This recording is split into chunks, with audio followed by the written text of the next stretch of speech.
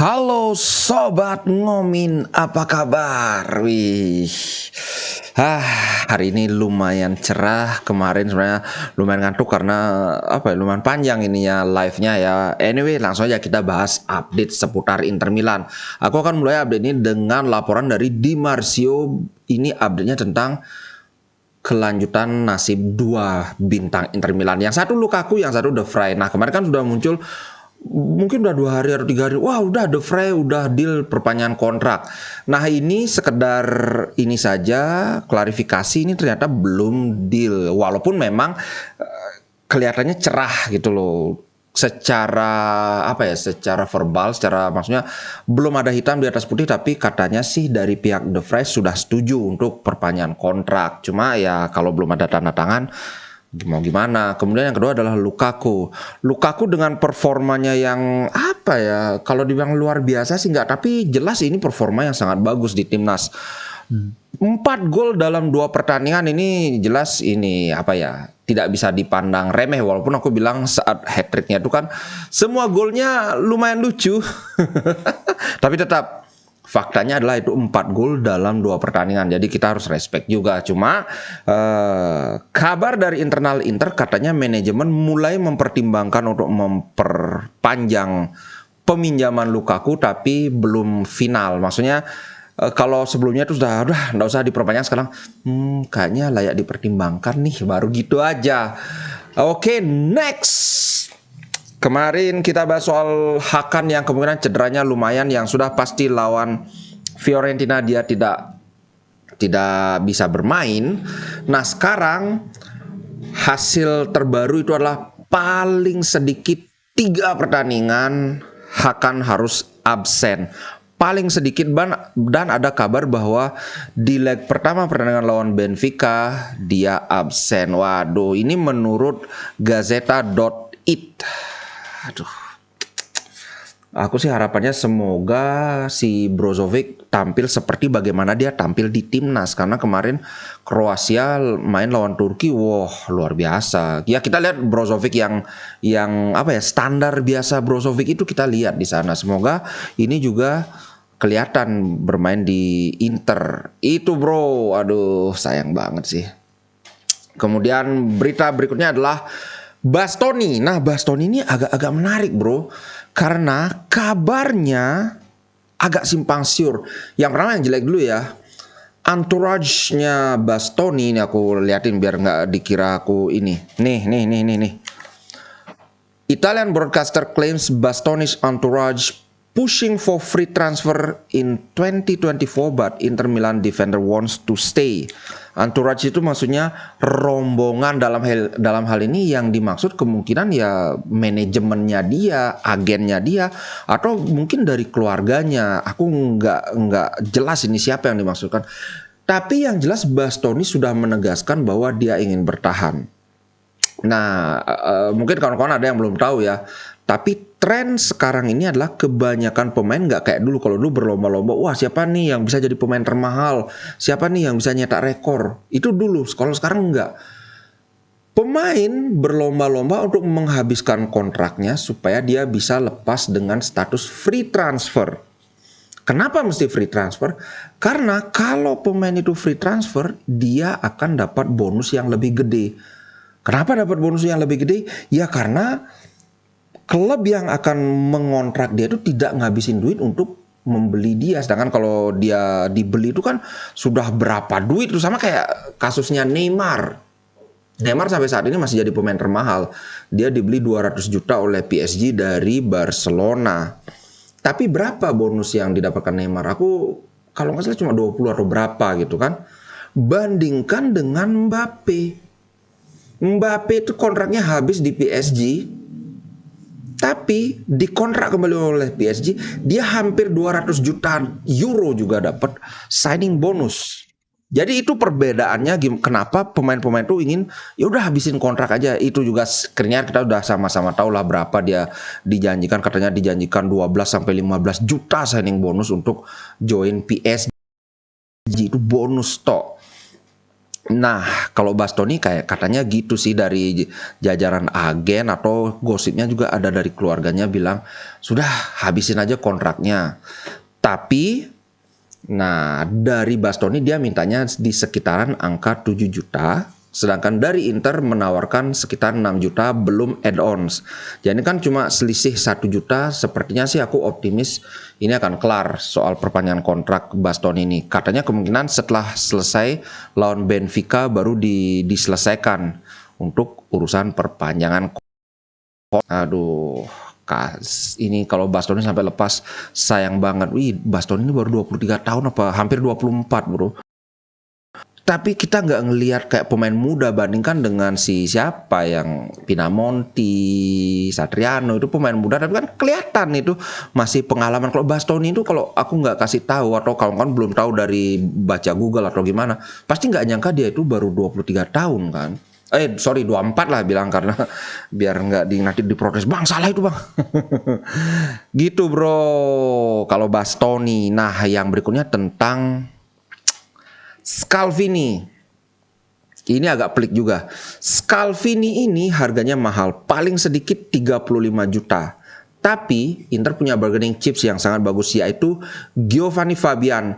Giovanni Fabian ini adalah center midfielder Inter, sekarang main di Regina di Serie B. Ya betul, memang cuma Serie B, tapi dia sangat bersinar. Umurnya juga baru 19 tahun kan. Nah, kabarnya Atalanta sangat tertarik untuk merekrut Fabian, dan kalau Inter ingin dapetin Scalvini dari Atalanta, salah satu syarat yang diminta Atalanta itu adalah Fabian harus jadi bagian dari kesepakatan. Sekedar kawan-kawan tahu, Giovanni Fabian itu ini statistiknya, ini tampaknya kayak gini. Dia tuh main 27 kali sudah mencetak 8 gol dan 1 assist. 8 gol dan 1 assist. Ingat dia ini gelandang tengah, bukan penyerang. Jadi 8 gol mungkin wah kok dikit, tapi gelandang tengah loh. Untuk ukuran itu umurnya 20 tahun ternyata. Sorry ini aku liatin dulu 20 tahun bukan 19.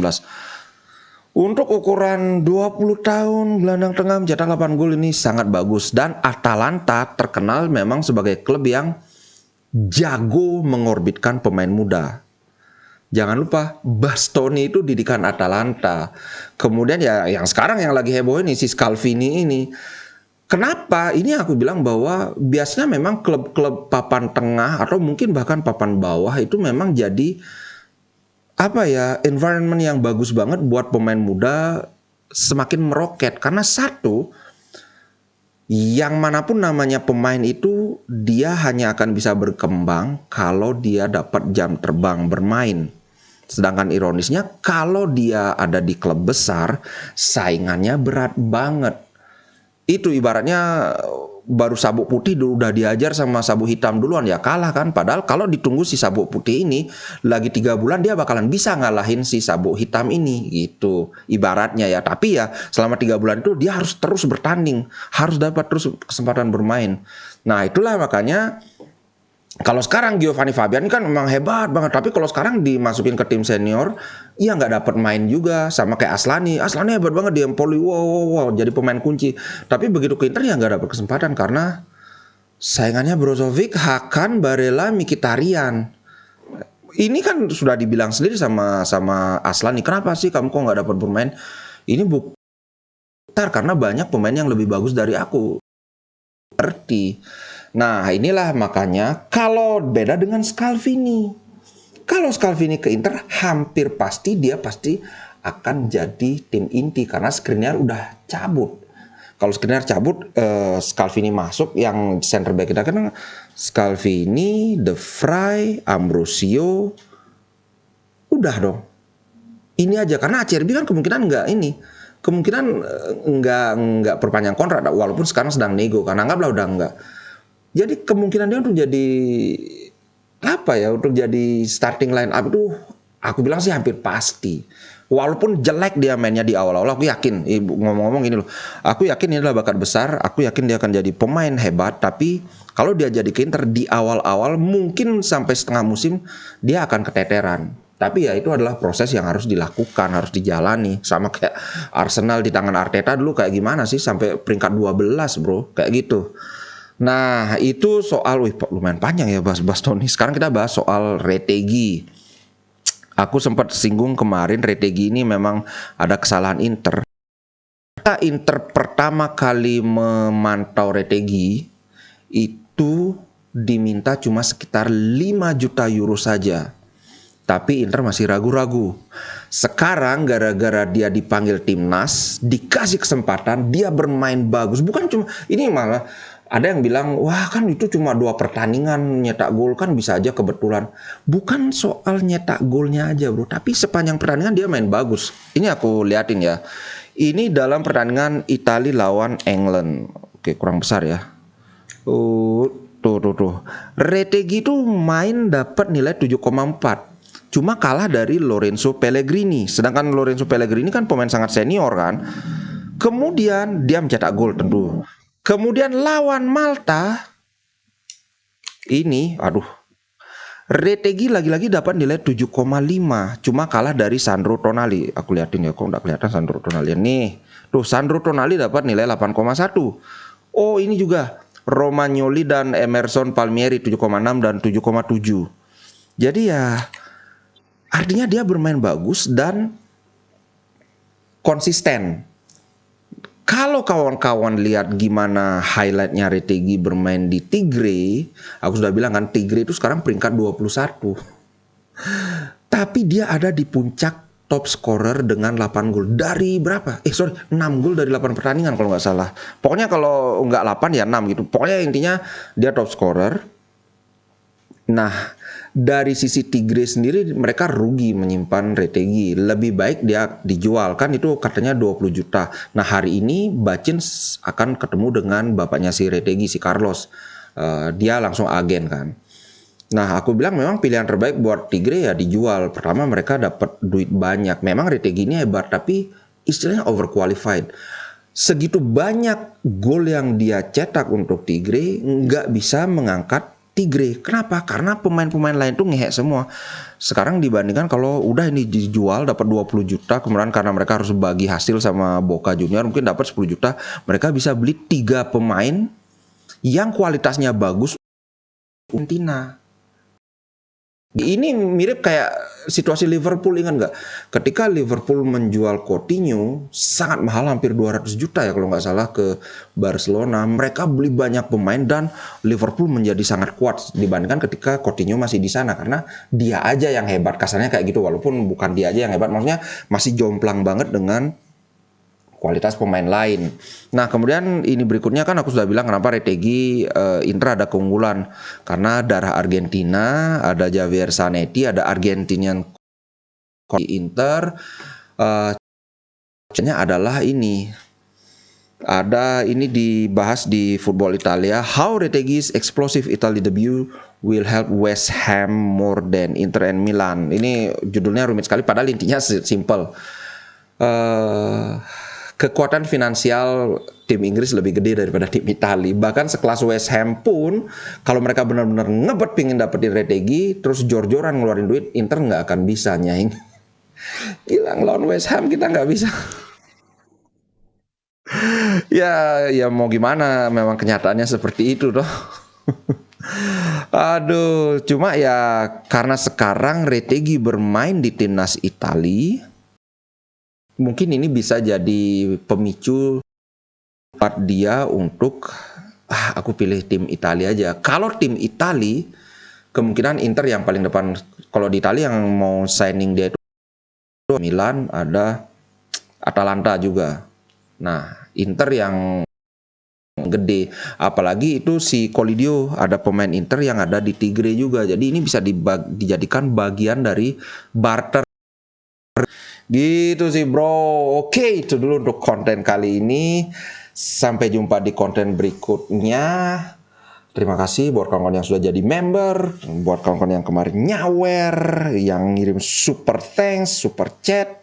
Terima kasih banyak. Oke, ciao. Inter Milan di dadaku, biru hitam warna darahku. Level winnernya Italia tidak pernah degradasi. Inter Milan kebanggaanku.